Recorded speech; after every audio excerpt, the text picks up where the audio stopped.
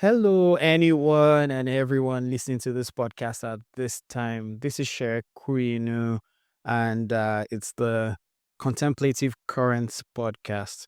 And today I want to be talking about a future essay that I'm writing on my Substack. So this is more or less my commentary before I go into the into actually pressing publish on this podcast. And this one is called I Pray to Rid Myself of Myself as I Pray God to Rid Me of God.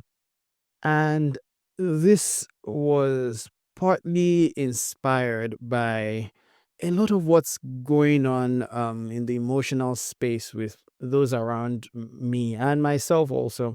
For anyone who's listening and don't know who I am, I currently live in the United States, and there has been since the since the elections and the inaugurations, there have been many fears. There have been changes within the country, and there have been many concerns and fears about people's livelihood, their family, and quite honestly, what is expected to be the future.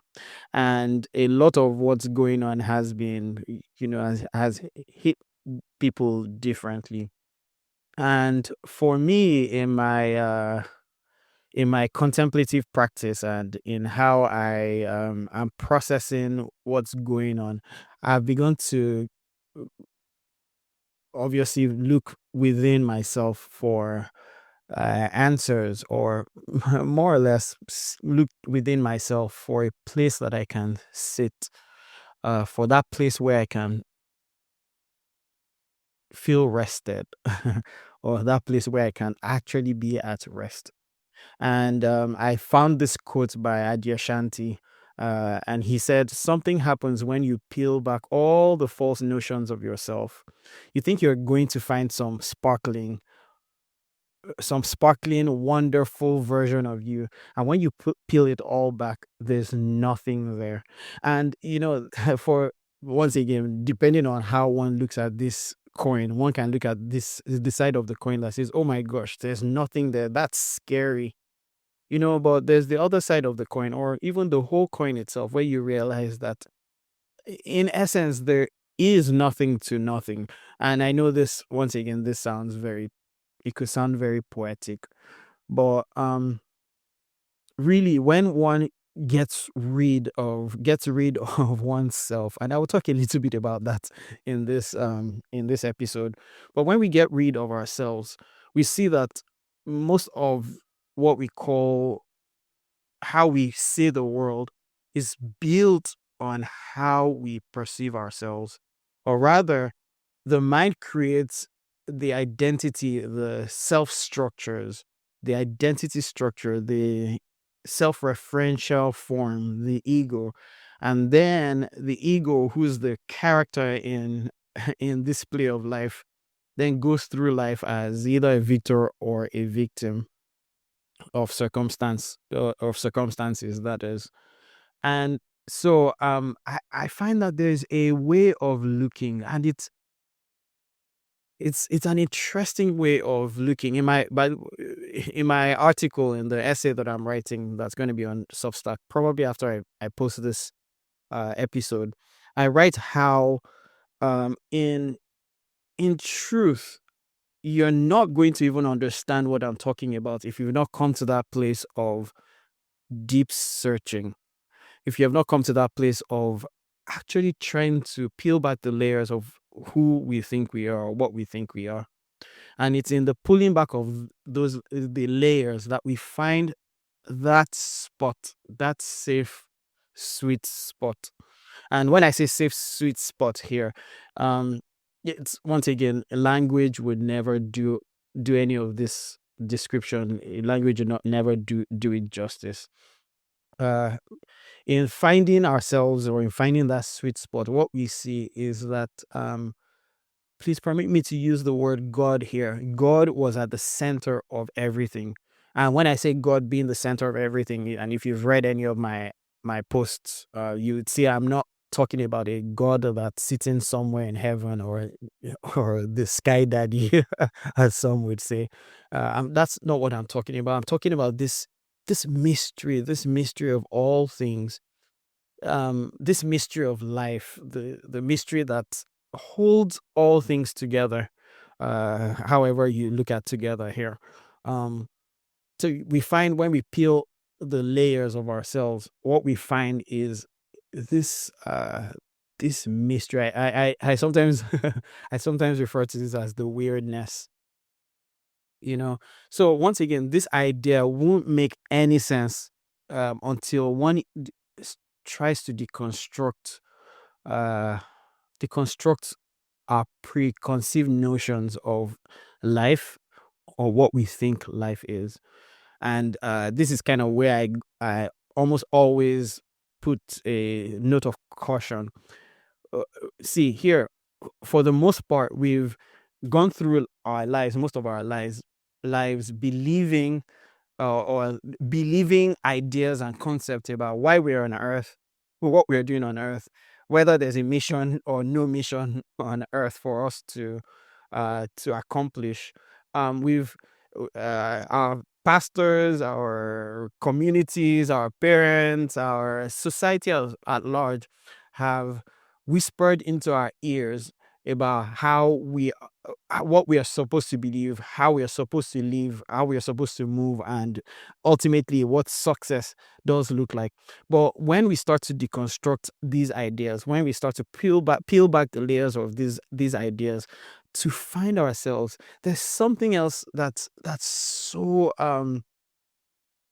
much more than words that we find when we do this peeling back, right? We start to see that most of our lives we've been heavily concentrated on the content of our experience. So the things that we see, the things that we hear, the things that we smell, the things that we eat, right? We spend so much time latched onto our experiences that we never go back to see what creates experience, right? And so that going back to see what creates experience, or where experience is the canvas in which experience is overlaid on, if I could describe it that way. When we're able to do that, we find something really interesting in our experience. So now, for us to do this, of course, and for any of this to make sense, I still say that one has to be at some point where uh, you're deconstructing or trying to understand or peel back the layers or fabric of what we've always called existence. So, in peeling back these layers, what we begin to see is that you are not what you thought you were. um, so oftentimes we have these ideas that we're whatever the idea is. I don't even know. I don't even care right now. Whatever ideas we have of who we think we are. Um, I think what I'm trying to say here is when we read ourselves, when we read ourselves of these ideas, these four preconceived notions of who we are, when we go bare naked in our identity, if I am permitted to use that expression, when we can take off all our clothes, all of our makeup, all the things that we use to cover our true selves, when we take them off, there's something else that we see. There's something else that we experience. And experience almost always sounds, experience is obviously a something that starts or ends. I'm not even talking about it in terms of that experience, but maybe it's we begin to see life for what life truly is. So part of the peeling back the layers of ourselves is um really relinquishing the stories of our past. And that's one of the things that's so hard for for most of us, myself included, for us to be able to say, to see, to truly see that our pasts doesn't have a lot of truth in it. And I know that can be so controversial to a lot of people. But that's oftentimes because we want to we want to hold on to stories of our past. We find value in these stories. With uh, that's my dog barking at the background. Um, so we find value in stories that are only only real in our memory and in essence in thoughts, in our self-referential thoughts. We tend to want to project into the future based off of our of who we think we are, right? So we think that we have some kind of we think we have some type of power to create our futures, and that's something that's easily touted in a lot of new age and self-help circles, that we can we the the individual can create a future for ourselves. But is that really true? I know this can get into one of those territories where we start to argue back and forth about whether one can really create their future. But it's in relinquishing these stories, these ideas about a past that we think is true, or about a future that we think that we can craft for ourselves, and totally surrendering to this very moment, surrendering to all there is, seeing clearly that who we are is not what we think we are, seeing clearly that who we are in essence um, is the is not a part of the whole, but the whole itself. um Trying to see if there are other words to describe exactly what I'm saying here. But here's the thing: if you if you can if we can sit down with ourselves to realize that no part of our existence could ever be created for ourselves. No part of what we've gone through in this life was ever in our direct control. Um, yes, there's this is kind of where I would say there's an illusion of control somewhere. Well, instead, giving ourselves up, or giving ourselves over rather, to existence itself. I think it's when we can have that trust. In fact, that trust will not come until we can see for ourselves that we had no part to play in building our lives. Instead, we've always been driven by something that's greater than ourselves. That's that's something that animates all things. When we see that we're we are wrapped in that thing, we are wrapped in that mystery, then when we can see that, then it's easier for us to actually drop ourselves in absolute surrender. This is where we can totally take off the clothes of pride, or the clothes of even shame, the makeup that we constantly wear in order to obscure our true selves.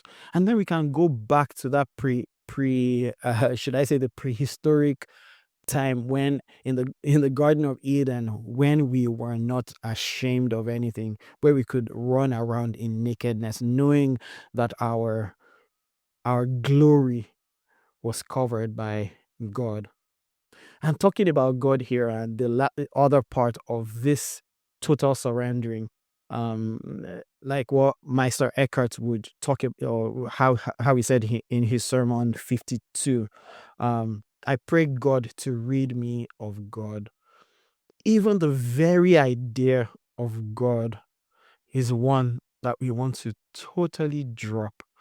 And that, once again, could feel like an act of rebellion, an act of blasphemy, an act of of madness for someone who's a theist.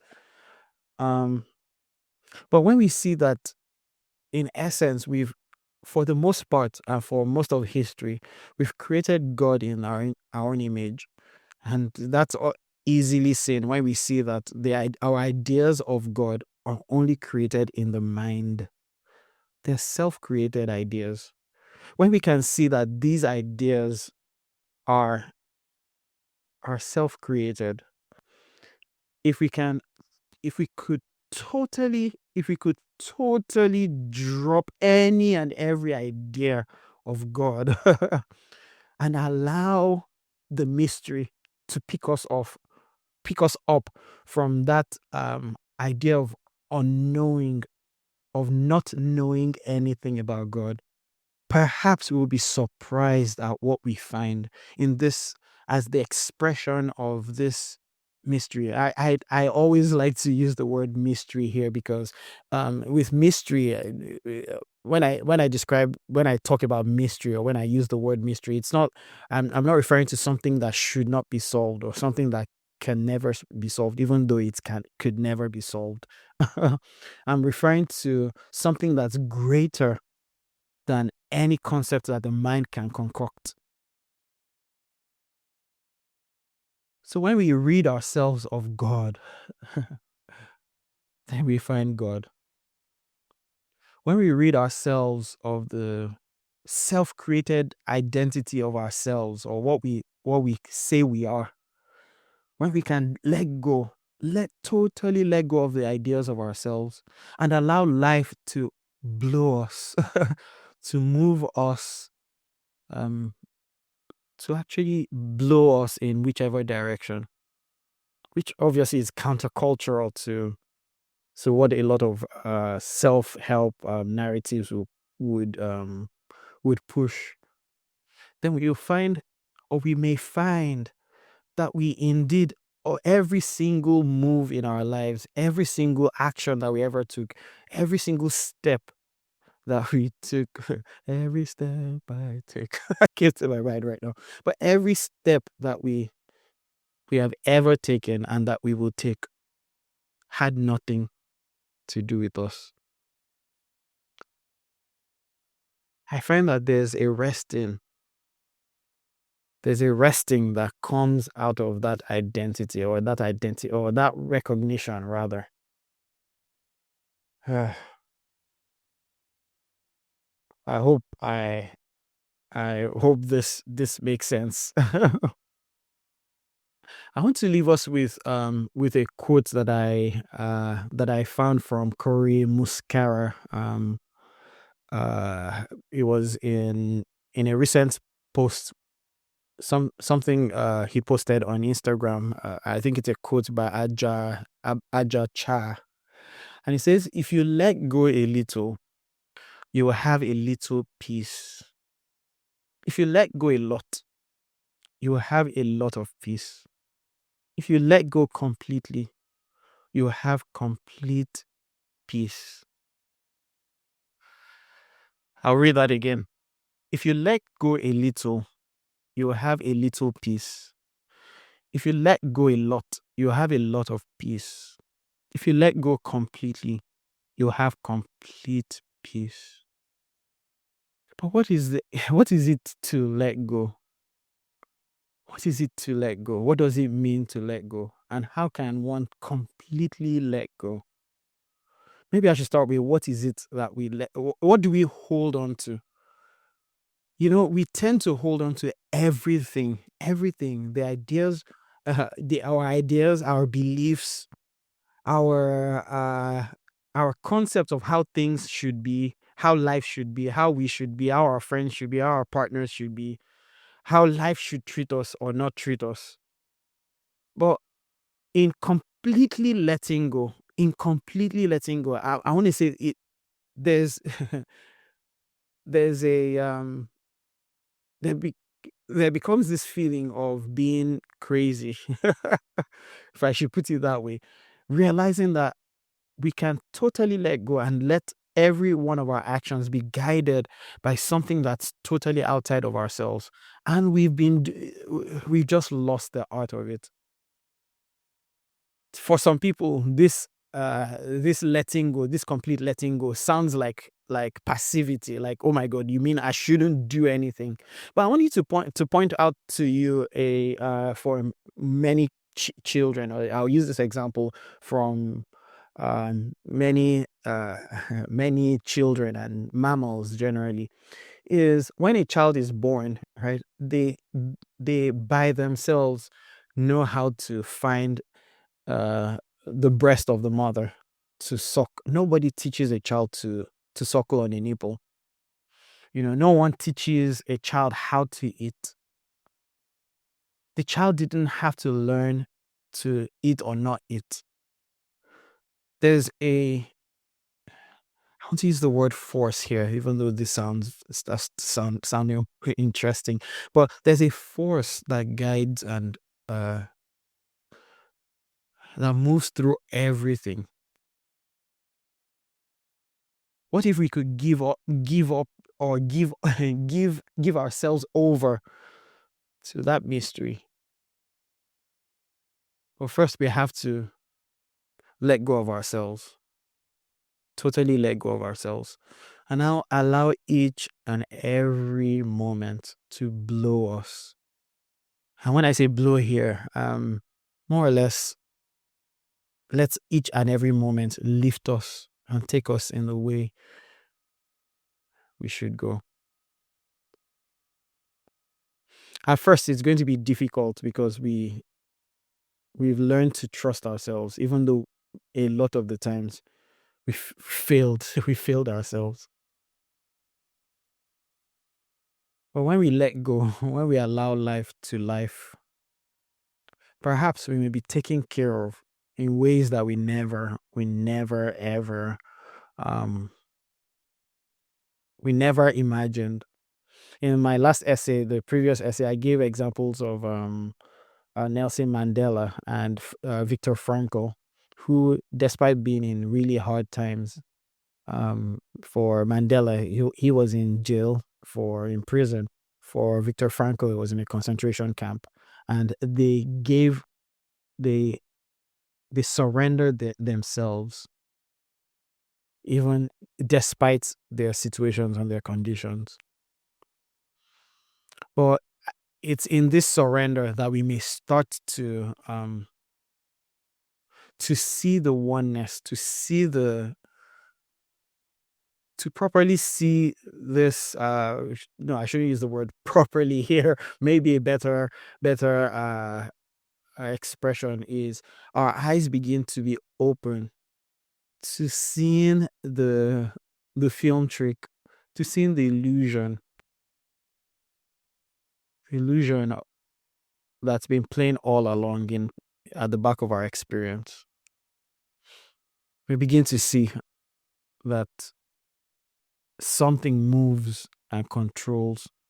And when I say controls here, I'm not necessarily saying it's taking things in a good direction or a bad direction, but there's a mystery that creates appearance. There's a mystery that creates the experience that we have, but we are not our experience. We are located in a part that's untouched by experience. But once again, we would not we would not find that part until we let go of ourselves. So I hope this this episode, this podcast episode was inspiring, or at least um maybe struck a bell or a nerve for someone. And if you have any questions, if you have any feedback, please reach out to me and let me know. And watch out for an article. If you're not already following me on Substack, it's going to be called "I Pray to Read Myself of Myself as I Pray God to Read Me of God," with a subtitle called "A Journey into the Abyss of Not Knowing." Grace and peace, my friends. I'll see you in another episode.